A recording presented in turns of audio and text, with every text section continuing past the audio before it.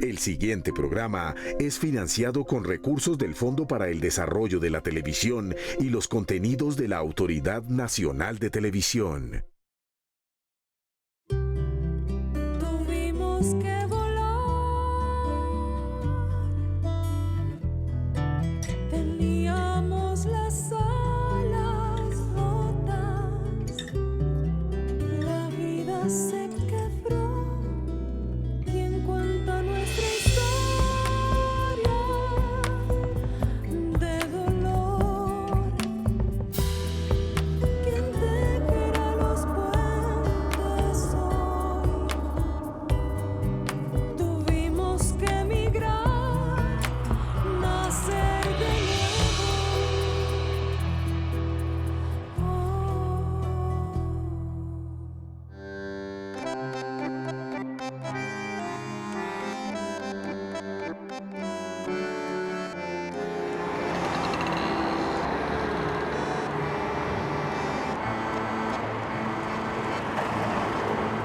Hace 32 años que llegué a esta ciudad con mi compañera y un camarada amigo, el resultado de un falso positivo judicial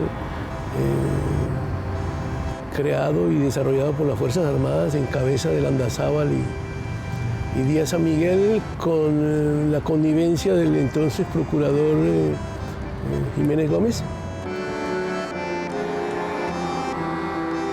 Yo era profesor de la Universidad Nacional, en la Facultad de Ingeniería, militaba en la democracia popular, que hacía parte del movimiento de la izquierda revolucionaria, y participábamos en las elecciones, pues hacíamos una vida legal. La familia mía pues considera que fuimos de los primeros falsos positivos judiciales que se han montado en ese país. Después hemos visto centenares de casos, y el de nosotros, en donde aparecen torturados, torturados confesos, todo sin autorización del juez, y sin embargo aún hoy continúa desde todos los años a recordarle a la población que los supuestos terroristas, asesinos de Gloria Lara, se pasean en París libremente y en toda impunidad, cuando la impunidad es que capturaron a los culpables y después los liberaron para poder seguir manteniendo la acusación contra nosotros. El 29 de noviembre de 1982 apareció en Bogotá el cadáver de Gloria Lara envuelta en una bandera con las siglas ORP. La entonces directora nacional de Acción Comunal y Asuntos Indígenas había sido secuestrada 5 meses atrás. La cúpula militar arrebató de inmediato la investigación a la justicia penal ordinaria. Solo un mes después, y sin que el juez hubiera encontrado méritos para llamarlos a juicio ni haber hallado pruebas que los sindicasen, los militares declararon culpables a una veintena de activistas políticos de izquierda que actuaban dentro de los cauces legales. Nunca se logró la absolución definitiva de estas personas, a pesar de las innumerables pruebas que se aportaron al proceso. Detenciones arbitrarias, tortura, clandestinidad, desapariciones, todos ellos vivieron un calvario que condujo a algunos al exilio.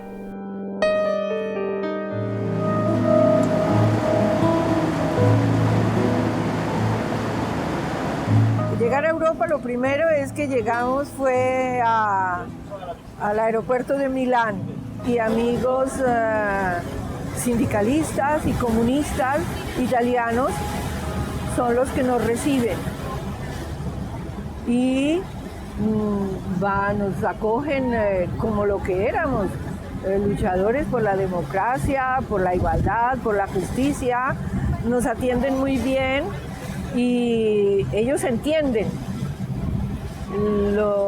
nuestra situación, porque ellos habían vivido la Segunda Guerra Mundial. Ellos habían tenido que esconderse, que luchar contra el fascismo. Ellos entienden, no hay tanto que decir. Ellos intentaron por todos los medios que nosotros nos quedáramos en Italia, pero el hecho de quedarnos en Italia comprometía nuestro deseo de denuncia a nivel de organizaciones internacionales de lo que estaba pasando en Colombia. Nosotros teníamos unos compañeros que se habían quedado en la cárcel, acusados como nosotros de una gran mentira y que habían sido torturados, y nosotros teníamos que hacer una denuncia de las condiciones en que ellos estaban. Entonces decidimos que no, que teníamos contactos en Francia con esos organismos internacionales, por eso queríamos venir aquí. Y pocos meses después vinimos a Francia.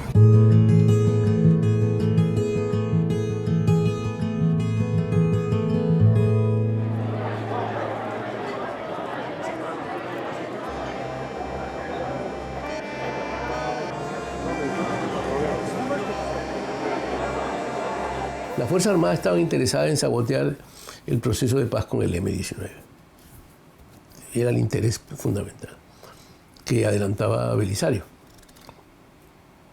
Entonces, sucede el hecho y sin que mediara orden de juez ni justicia, etc., las Fuerzas Armadas asumen el proceso, la investigación, y sacan sus archivos, ORP, y arman, dice, estos son estos, y enseguida dijeron al país, aquí los tenemos. Se consiguieron unos muchachos jovencitos, los torturaron, y algunos de ellos los pusieron a decir lo que ellos querían, pero de una manera absurda y loca, y eso salió en toda la prensa nacional de manera vergonzosa. Para fortuna nuestra, como el montaje se iba haciendo con prisa, eso es una vulgaridad. Entonces hay gente que ponen a conducir carros de gente que no sabe manejar, ponen a transportar armas en un coche que no puede, que está en Cincelejo varado hace 10 años. Unas cosas que son del límite de lo ridículo, pero eso pasa, y los tribunales nos condenan, y los jueces, incluidos los jueces en sus rostros, nos absuelven, y los tribunales, que es donde pesa más la política, nos vuelven a condenar, hasta que finalmente la justicia, la Corte Suprema, dice que deja vencer los términos y dice que nos libera y que no hay caso. Es decir, ustedes no son culpables ni inocentes. Tadeo era un chico que no tenía 20 años, era un estudiante, un hijo de una familia del pueblo, de un sector muy popular del 20 de julio. Y él estaba estudiando Derecho Nacional, era un dirigente del movimiento estudiantil, y además él trabajaba para pagarse los estudios y para ayudar a su familia. Cuando él sale un viernes por la mañana corriendo para ir a su trabajo, una camioneta del ejército banalizada lo secuestra. Él intenta y resiste no entrar al carro, pero hay testigos que dicen cómo lo golpearon y lo forzaron a entrar en ese carro. Y durante todo ese fin de semana, con la aquiescencia de un juez que no estaba nombrado para ningún caso, intentan a través de torturas que él confiese que él es de la banda que mató a Gloria Lara. Y a partir de ahí es una batalla mediática, es una campaña mediática sin nombre. Que unos jueces de Medellín, los jueces de investigación de Medellín dijeron que eso era una pesadilla, que eso nunca visto en ninguna parte. El ejército sacando acusados y toda la prensa en directo. Eso era en la televisión. Nuestra foto estaba en cada minuto como si fuera France Info en la televisión. Cortaban eso a todo, Caracol. Todos los noticieros, todos los programas, no solo cada 6 horas, era todo el día. El escándalo era tal que algunos periodistas decían, no, esto no es posible. Algunos periodistas, como Osuna, sacaron esta caricatura en El Espectador en la que aparece Díaz San Miguel con una foto de la víctima, Gloria Lara, mostrándosela a Juan Tadeo Espitia, que yacía en el suelo y que había sido mostrado, torturado, vejado en la televisión, y le pregunta Díaz a Miguel, ¿a quién se parece esta foto? ¿A qué se le parece esto? Y Tadeo, en medio de su angustia y su tortura, dice, apenas a mí. Es decir, que la violencia y los vejámenes contra Gloria Lara eran similares a los que el ejército había perpetrado contra Juan Tadeo Espitia.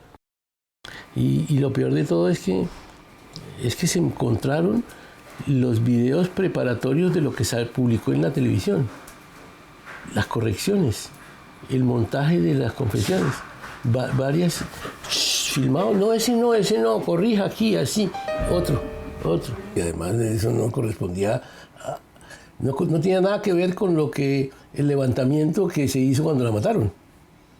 Es decir, todo se hizo en un carrito que yo tenía, que era un Renault 4, de esos blancos.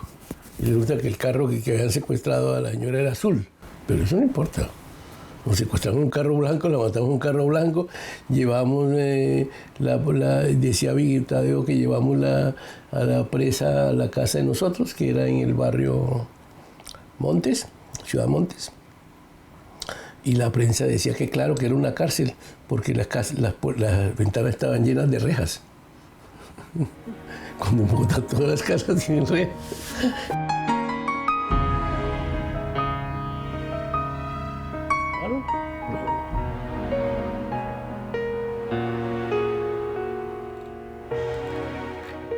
Hablando con Miguel Ángel y con Víctor, dijimos, no, vamos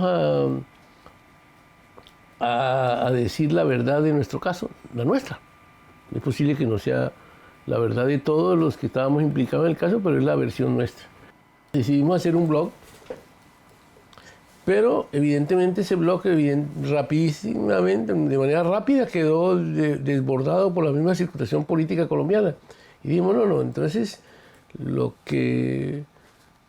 el blog no debe ser solo el caso Gloria Lara, sino el problema de la justicia, los falsos positivos judiciales, y ligarlo a la paz. Entonces, paz y justicia.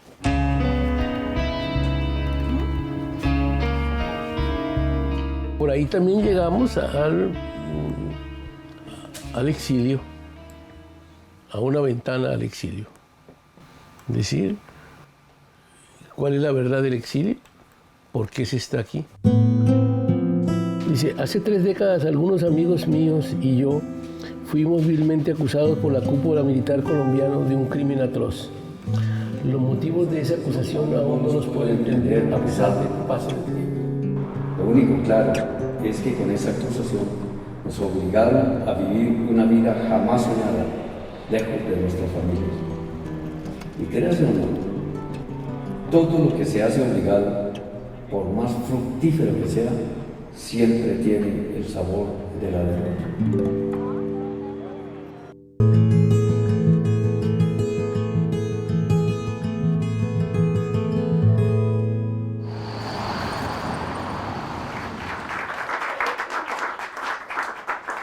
En el caso nuestro, en el caso particular de lo que me mandó al exilio, sí, éramos 17 o 18 compañeros que estábamos directamente, que nos tocó salir afuera del país, pero de esos 17, eso fue hace 30 años, hay por lo menos 200 personas afuera, por ese caso, porque el hermano, el papá, el hijo, la hermana, el marido, la esposa, y esa es la construcción del exilio.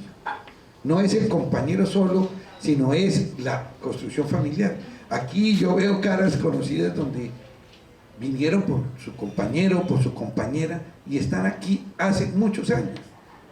Y esa es parte del exilio colombiano. Nosotros no podemos seguir aceptando como refugiados, como exiliados, el ostracismo al que las élites nos han querido colocar. Es ahí donde está la batalla. Es ahí donde la derrota inicial del exilio se puede convertir en un éxito. Es que se reconozca el exilio político que ese país ha producido durante tantos y tantos años. Yo creo que esto del exilio le da al debate sobre el problema de las víctimas, le da una connotación política seria. Y alguien tiene que responder por 70 años de violencia. Y eso no son solo Marulanda y el Mono Jojoy. Porque en el 1964, cuando yo tenía 18 años, ese país ya estaba en guerra.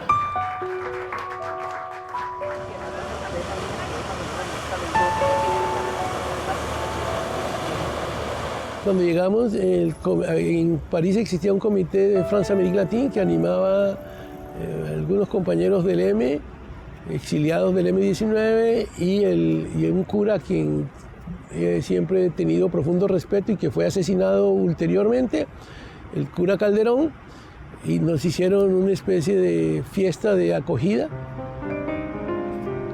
Es decir, que en cierta forma borraba todo el sufrimiento y la angustia de 8 o 10 meses de persecución, de tortura, de tristeza, de sufrimiento, y aparecíamos. Claro que estaba la sombra de que no teníamos los hijos, pero eso llenaba un poco ese vacío que teníamos y esa tristeza que nos acompañaba. Yo venía de haber trabajado durante casi 3 años por cuenta de la UNICEF en bienestar familiar, organizando centros para los niños de los sectores populares colombianos, tanto en las distintas ciudades como en el campo.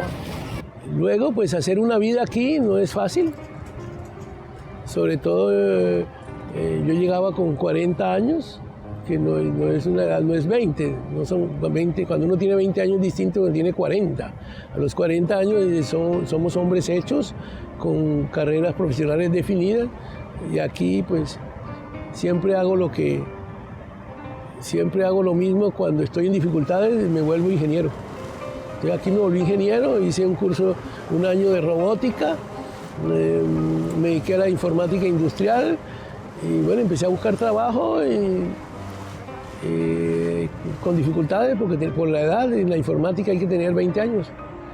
Y enseguida hice un viraje que me resultó provechoso. Yo era economista, yo estudié economía en París y entonces me volví profesor de español comercial, negociación comercial en español, y de allí pues logré dar el paso a integrarme 10 años después a la vida académica universitaria como profesor de informática. Es decir, a pesar de todo, como hicimos aquí el rebusque, no me fue tan mal, digamos, con el rebusque. Cuando uno llega a un nuevo país, uno recorre un abanico de profesiones que jamás imaginó y que no tienen nada que ver con su formación académica, llamemos. Yo cuidé niños a cambio de dinero por un salario cuando los míos estaban solos en casa. Limpié oficinas, hice estadísticas, conté chulitos en cuestionarios, trabajé en servicios administrativos los más rutinarios en escuelas, en universidades, pero también tuve la ocasión de probar de ser psicóloga.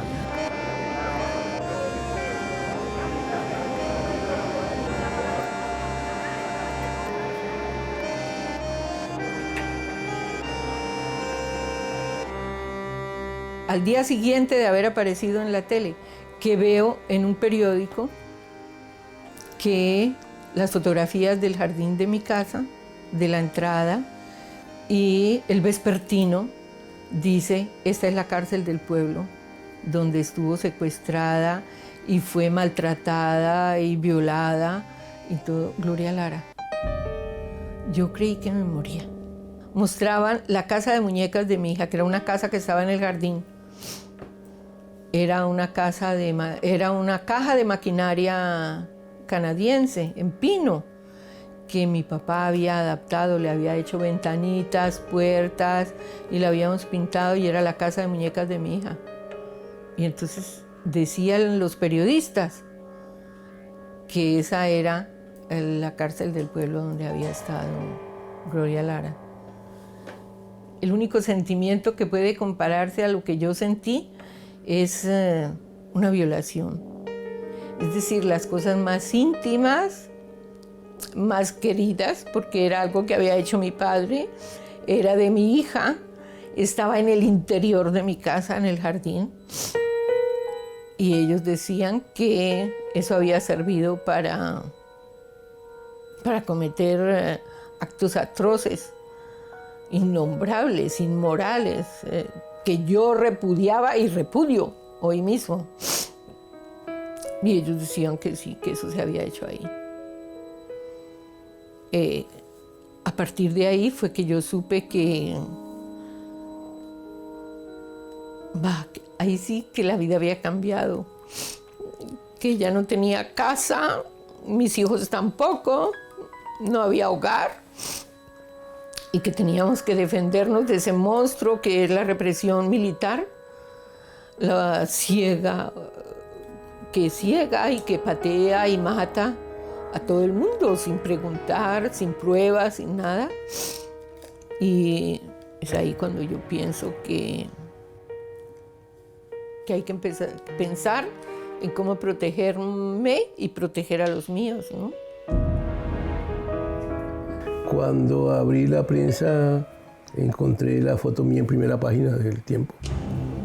Una foto en que, con unas gafas oscuras que me había tomado yo para el pasaporte en París. Yo he estudiado aquí en París antes. Y este es el autor intelectual y describían quién era yo. Es decir, profesor de la Universidad Nacional, estudiado en París, etcétera, etcétera. Yo configuraba lo que podría, para la brigada, podría ser un autor intelectual. Él inmediatamente me dijo, tienes que cuidarte, yo tengo que irme. Esto es una acusación, son los militares, esto es algo muy grande. Y desarmar esta acusación es una cosa un poco pesada, larga. Entonces, bueno, cuídate. Y él se fue hacia la clandestinidad, llamemos así, a esconderse de que lo fueran a coger. Todas las amigas, las compañeras me dicen, ¿tú qué vas a hacer? Y entonces yo dije, pues realmente no lo he pensado, porque es un crimen que no tiene nada que ver conmigo. Es horrendo, eso me trastorna, me parecía, es absolutamente condenable. Y discutimos sobre eso, es un crimen horrible. No puede ser que en el país pasen cosas así, pero eso no tenía nada que ver conmigo, ni con mi vida, ni con mi familia. Yo fui donde mi mamá y esa noche yo dormí allá y dejé los niños. Cuando yo llegué, mamá se sorprendió, ¿qué te pasa? Y yo dije, no, que hay problemas y yo te voy a dejar los niños, pero yo me tengo que ir unos días. Entonces me dijo, no importa, pero cuídate mucho. Entonces ella, muy solidaria, ella cogió los niños, me dejó ahí y dormir ahí, y al otro día me dijo, cuídate mucho. Antes de ir a la casa, yo quise decirle a la niñera que por favor me preparara una maleta con la otra ropa de los niños. Y yo llamé por teléfono a las 8 de la mañana a mi casa y me contesta una voz de hombre. ¿Aló? Entonces yo digo, por favor, páseme a... Y era esta. Entonces me dice, no está. Le digo, ¿usted quién es? Me dice, ¿quién llama? Y yo supe que habían allanado.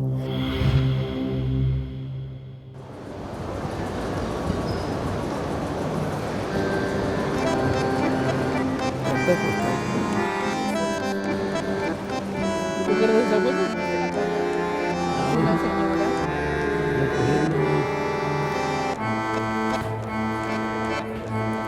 Luego unos tomates bien. Uy, llevemos cilantro y tomate.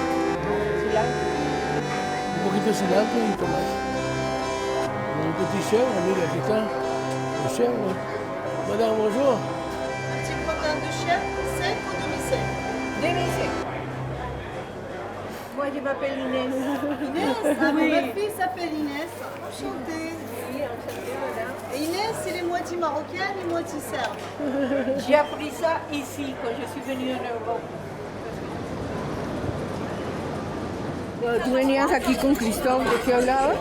No, pues pasábamos toda la tarde. Es el sitio, yo siempre me imaginaba que estaba en el, no sé, en el mercado por allá de las Nieves, en Bogotá. Entonces, siéntate ahí y tomamos un té. Un té a la Mount.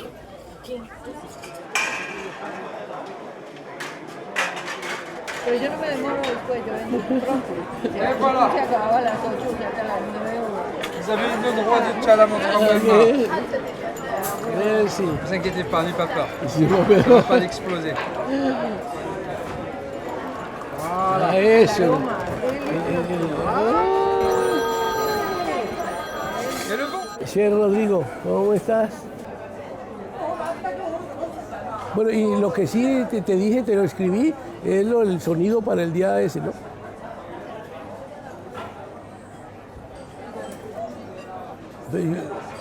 Pues yo sí, por ahora no sabemos nada, pero solo el título gordo.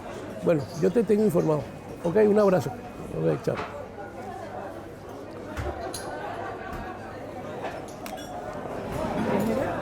Rodrigo. ¿Anular la reunión de esta tarde? Entre otras, pero también hablar de las otras cosas del 20 de julio. Y es que como estábamos en principio en una campaña mundial, la propaganda sobre la campaña mundial no ha permitido meter la campaña local, que es el acto del 20 de julio en el Trocadero.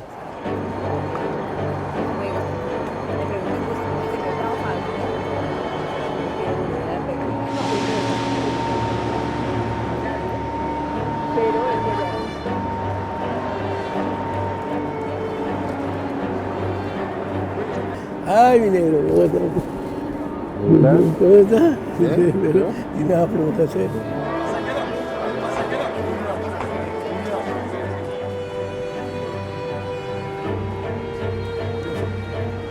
Bueno, yo me acuerdo de la avenida Europa, vino a buscarnos la tía y nos trajo a los tres hermanos, mi hermana de 9 años, yo de 6 y mi hermanito de 2. Y nos fuimos para Italia. Ahí llegamos, nos quedamos unos días en Italia y después cada uno tomó su rumbo. Yo para Suiza, mi hermano, mi hermana para París. Y recibí a los 3 niños, que era la niña, que yo considero mi hija, y que era la hija de Inés, antes de que estuviéramos juntos. Llegaba Sebastián, que era el hijo mío antes que yo estar con Inés, y llegaba el menor de los hijos, que era el hijo de los dos. Pero nosotros, en mi espíritu y en cierta forma en el de Inés, siempre hemos considerado que esos son 3 hijos y que como tal deben ser queridos, tratados, pensados. Y ahí fue donde fuimos al aeropuerto y era una comitiva bastante grande, alegre por la emoción de la llegada. Y apareció Nancita, mi hermana, digo Nancita porque era la menor, era una vieja como yo, pero y apareció con los 3 niños. Yo a ella le agradezco porque ella hacía todo eso de una generosidad sin siquiera pedir un centavo. Es decir, ella viajó a Colombia, trajo a los 3 niños y todo por su propia cuenta, sin que nosotros gastáramos ni un centavo.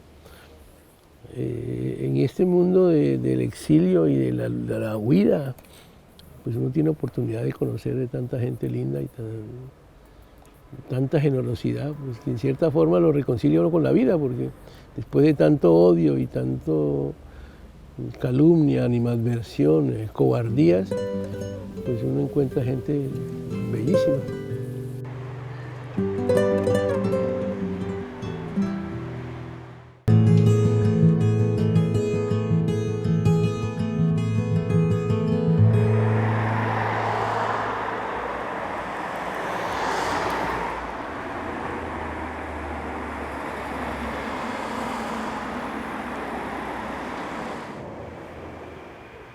¿Cuánto tiempo estuvieron acá? 8 meses. 8 meses. En mayo nos fuimos. Y nuestro cuarto era este. ¿Qué número? ¿El 22? No, ese. Ah, ¿o este? Ese. Uno de estos dos. Este, Nando. ¿Sí? Yo sé porque entrábamos así y el lavamanos era aquí. Sí. Por eso no sería este. Aquí vivían unos amigos Chilenos. chilenos y más allá unos dominicanos. Aquí vivían unos chilenos muy queridos con los cuales tenemos todavía relación, que ellos tenían 2 niños. Y aquí era la cabina. Ahí era la cabina telefónica, donde la gente hacía las llamadas hasta el otro lado de la Tierra, al otro lado del planeta, para tener noticias de su familia.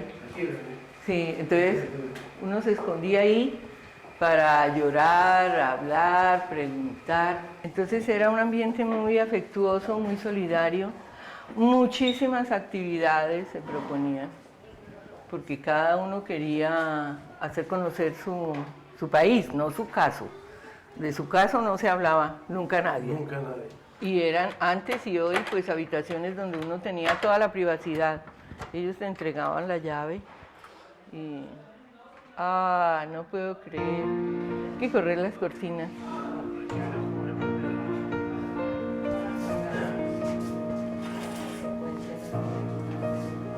Eso sí. Asa, típico. Entonces, una pieza para pareja, como nosotros, una pieza para un estudiante. Pero una pieza para pareja tenía esta cama y otra aquí. En los escaparates así.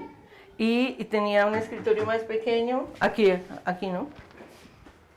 No había neveras. Y nosotros éramos 4 aquí. ¿Te acuerdas el editorial del Tiempo? Cuando estábamos aquí, que decía que Franco, ¿no? Porque que los terroristas viven ¿cómo es? Sí, que hacen la... No era la Belleville, decía...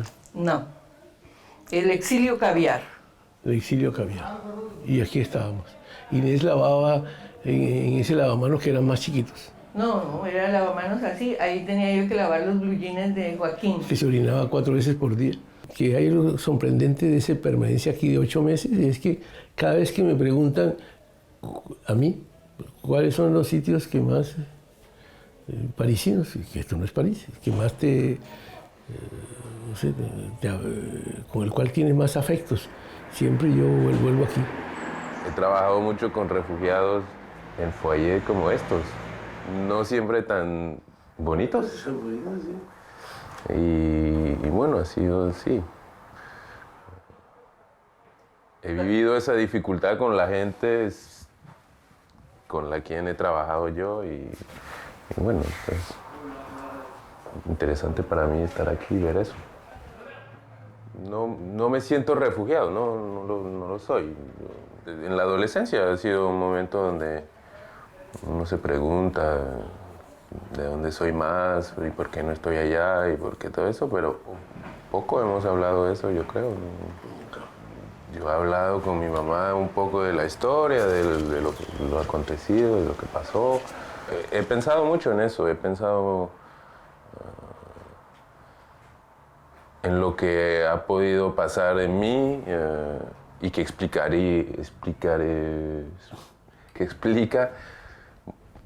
maneras de cómo yo actúo hoy, de miedos, de temores, de fragilidades y bueno, yo pienso que algo viene de ahí después. Yo cuando llegué a Europa, yo tenía claro que a partir de lo que había pasado, la vida no sería la misma. Y yo no preveía en mi fuero interno la posibilidad de un regreso pronto. O sea que rápidamente yo llegué aquí y deshice las maletas. Nando es llamémoslo estratega de la vida, entonces él piensa que cuáles son las condiciones y analiza y dice, porque esa frase yo se la oí inclusive en Bogotá. Dijo, después de esto, lo que es las publicaciones que hacía el vespertino, él dijo, no, esto nos cambió la vida. Yo no me comporté nunca así. Yo quería era, digamos, volver atrás en el sentido de no, mi familia, mis niños, mi casa, Bogotá, volver antes, porque yo no encontraba ninguna justificación al hecho de que yo estaba aquí y por qué me había visto obligada a estar aquí. Entonces, ninguna perspectiva de cómo me organizo en este bellísimo país. No, si estoy aquí es provisionalmente y yo voy a volver y vuelvo con mi familia. Hay un periodo que se llama de no deshacer las maletas. Entonces tú cargas las maletas durante 1 o 2 años cerradas, preparadas, listas para volver. Pero entre más rápido pases de ese periodo a otro y te sientes a pensar que tienes que construir una nueva vida aquí, es mejor para ti, mejor para los niños, mejor para todo el mundo. Entonces no, yo estuve 8 meses aquí, tuve la dicha de recibir los niños, de conocer mucha gente. Después, con la ayuda de amigos, conseguimos un apartamento donde nos fuimos a vivir. Nando terminó sus estudios y consiguió un trabajo. Pero en ese apartamento nosotros teníamos nada en los armarios, nada en el closet. Las 2 grandes maletas, la de los niños y la de nosotros, tronaban ahí a la entrada, y si sacaba una camiseta yo la lavaba y la volvía a meter porque no sabemos cuándo nos vamos. Y como fue tan improvisado, digamos, tan intempestivo como nos vinimos, yo dije, pues igual nos vamos a devolver. Un día todo se aclara, aparece en la prensa la verdad, aparecen los verdaderos culpables, se va a saber todo y la maleta está lista. ¿A qué quiero volver? A los olores. Tengo unos recuerdos de los olores de Barranquilla que yo relaciono al olor del mar Caribe, que yo creo que es más que eso, porque cuando estuve en Venezuela yo buscaba el Caribe que yo considero mío y eso no lo encontré en Venezuela. En Venezuela me parecía que era unos cachacos al borde del mar, ¿no? Es decir, no era Barranquilla. Entonces esa deuda tengo conmigo mismo y la he de saldar algún día con mis hijos, con mis nietos seguro. Ir allá a sentir el olor y el rumor del Caribe, pero el Caribe que yo viví de infancia. Nosotros llevamos más de 20 años, más de 30 años aquí. Se me hace que la vida en Colombia era la infancia, la adolescencia, era otra vida. Pero forma parte de la mía, claro, y forma parte de mi historia, pero no tengo ninguna añoranza. Todavía sí tengo un tipo de nostalgia, pero es muy equilibrada. Digamos que yo puedo vivir en los 2 sitios, creo, y nunca he finalmente decidido no ir o no volver. Sigo a los casi 40 años con la idea de quizás vivir es un país que quisimos irnos y tenemos ese sentimiento. Nosotros no decidimos irnos de ahí y somos de ahí. Entonces, bueno, hay siempre algo que te atrae.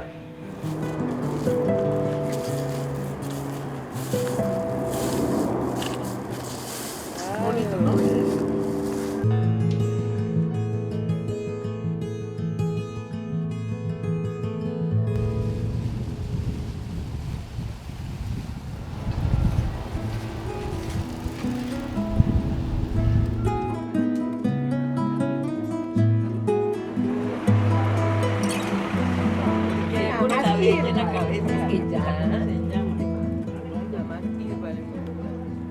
Pero parece que es un sueño, que estás con ¿te acuerdas de pasa ahorita que vayamos? Van a volver a ir ustedes. ¿Cuándo vinieron de Estrasburgo? A mí Estrasburgo siempre me parece Cúcuta, ¿sabes?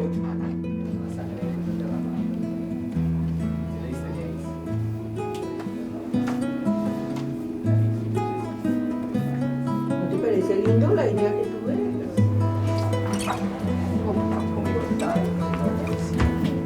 No, es un poco eso. Más diferente, ¿eh? ¿Y qué vas a hacer?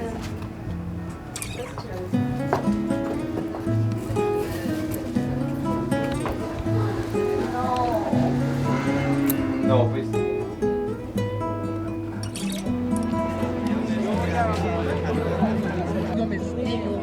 Es una realidad Mi participación, digo. acomodaticia y falaz.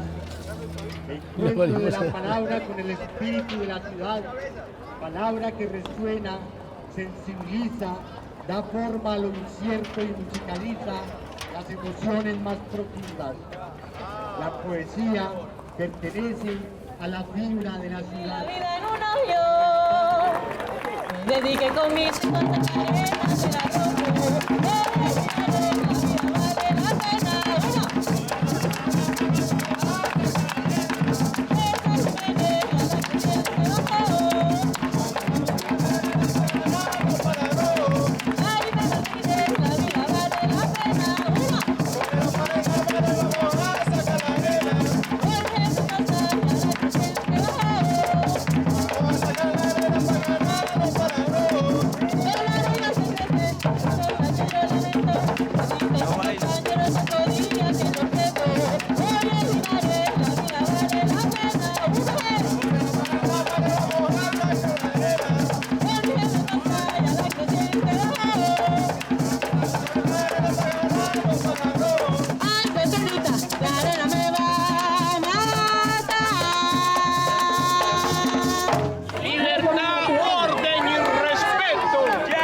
Bienvenidos ciudadanos, bienvenidos amigos, gracias por estar presentes en este modesto acto.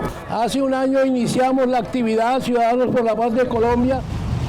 Nous voulons la paix, tous les Colombiens demandent que la paix et nous voulons faire savoir au monde, nous sommes ici dans la ville la plus belle du monde, Paris, où nous habitons. Et nous voulons que tous les Français et tous les touristes sachent que nous voulons que Colombia soit en paix. ¡Viva Colombia! ¡Viva la paz en Colombia!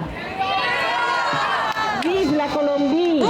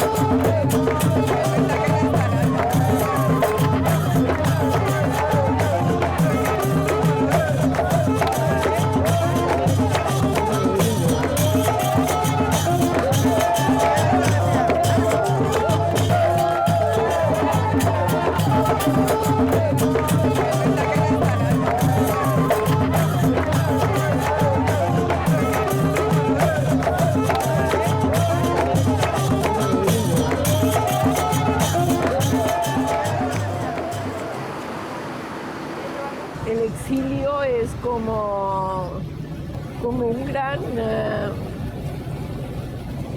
desprendimiento, un gran desgarramiento, no es un desprendimiento normal de una vida, de todas las relaciones familiares, amistosas, sociales, de la tierra, de las actividades.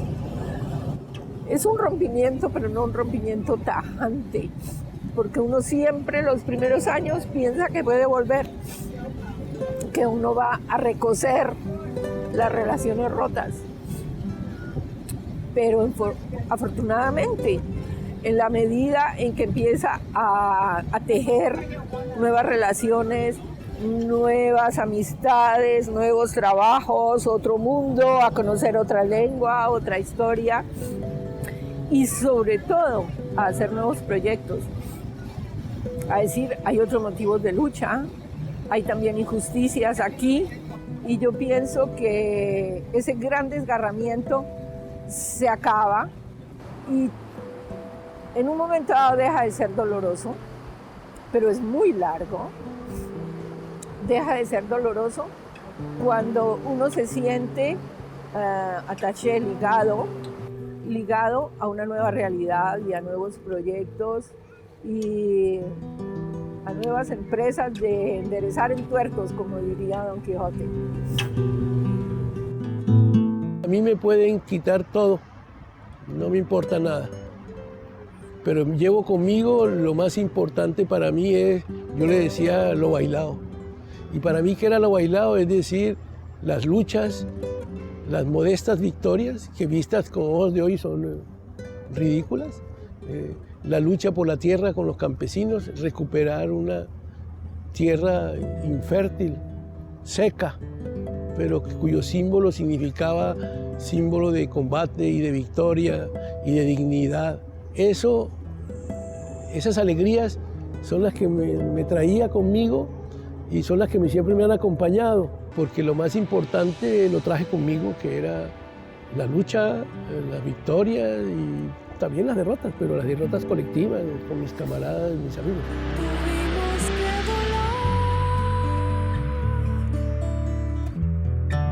Teníamos las alas rotas, la vida se quebró y en cuanto a nuestra historia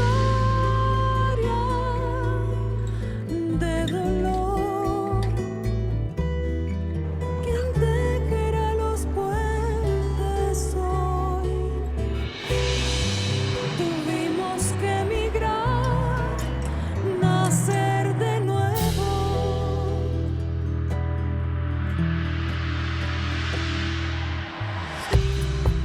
El tiempo en el reloj no acaba de contar la historia. No me reconocía en el espejo. Me fui muy lejos.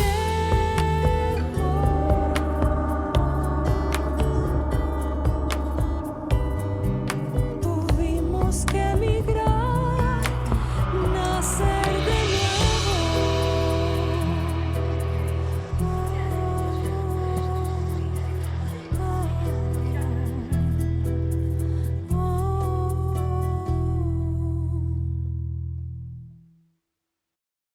El anterior programa fue financiado con recursos del Fondo para el Desarrollo de la Televisión y los contenidos de la Autoridad Nacional de Televisión.